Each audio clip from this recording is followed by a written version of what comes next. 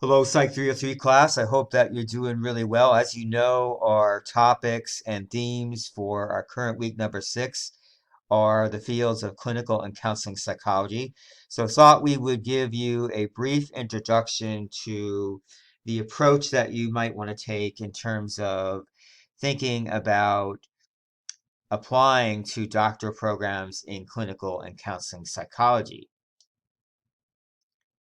Some of the basics we've got listed here, so you want to be thinking about definitely you have assured yourself that you want to become a psychologist.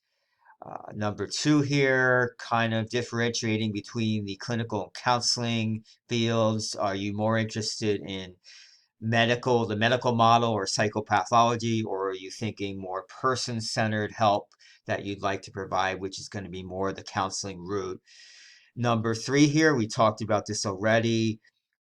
Conducting research is more of the PhD route. Practicing, becoming a practitioner is more of the PsyD route.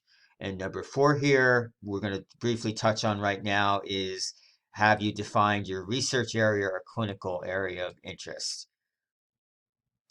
So, what is really distinct about applying to doctoral programs in clinical and counseling psychology? Well, first off, you are applying to work with a faculty mentor. So, even though you're going to be applying to a particular university, a particular program, you are actually applying to work with a specific faculty mentor. The application deadlines tend to be December 1st for doctoral programs, so you have to really have foresight and be thinking about it a year in advance, and they are highly competitive, as you can see here with the acceptance rates for both the PhD and the PsyD that we have listed there.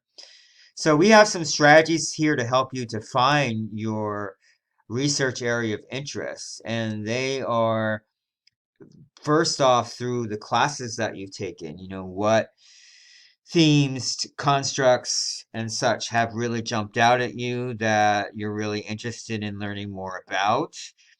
You can talk to, of course, faculty and professors about their research. Think about the three themes for the courses that you're being asked to take for your undergrad degree. Which theme really resonates with you the most? You want to have discussions with professors about their research, read journal articles, and try to connect with researchers online through either Terrapins Connect or LinkedIn.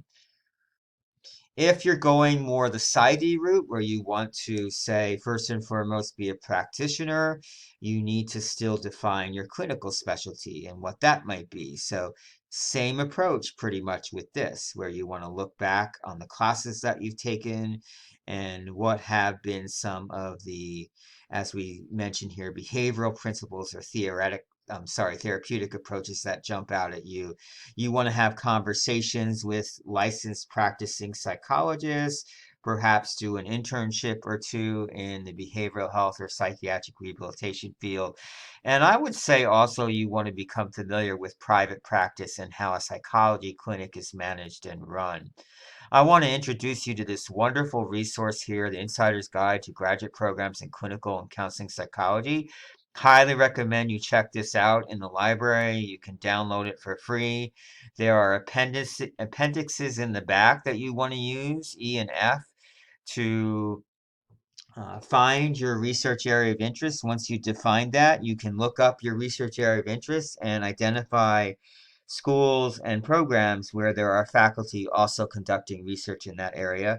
And the same holds true for the clinical specialties rather. There's a whole appendix on the clinical specialties for those folks that might be considering the PsyD. Another step you can take with the Insider's Guide is to then look at the program profiles. There's a lot of program profiles in this resource. So as you can see, I have a sample up here for the University of Maryland, and it's telling us a bunch of things here. It's telling us that it's a 6 out of 7, meaning the PhD is very heavily dosed in research. It's telling us the theoretical approaches for the faculty. So let's say that I was really interested in cognitive or behavioral. This might be a program that I'd want to add to my radar. It's going to tell us the average GRE. scores, the number of applications and number of offers, and also what percentage of students are coming right out of their undergrad versus a master's. So there's a wealth of information in the Insider's Guide. So I highly recommend that you use it. So put in this quick teaser for hopefully within the next week, I'll be doing another video for you on how to tailor your clinical and counseling psychology applications to what admissions committees are looking for. We'll talk a little bit about how committees look at research and clinical experiences and what elements of the application do they weigh more than others. So really appreciate you listening today. And as always, if you have any comments, questions, insights, perspectives, or concerns, please feel free to reach out to me. Take care.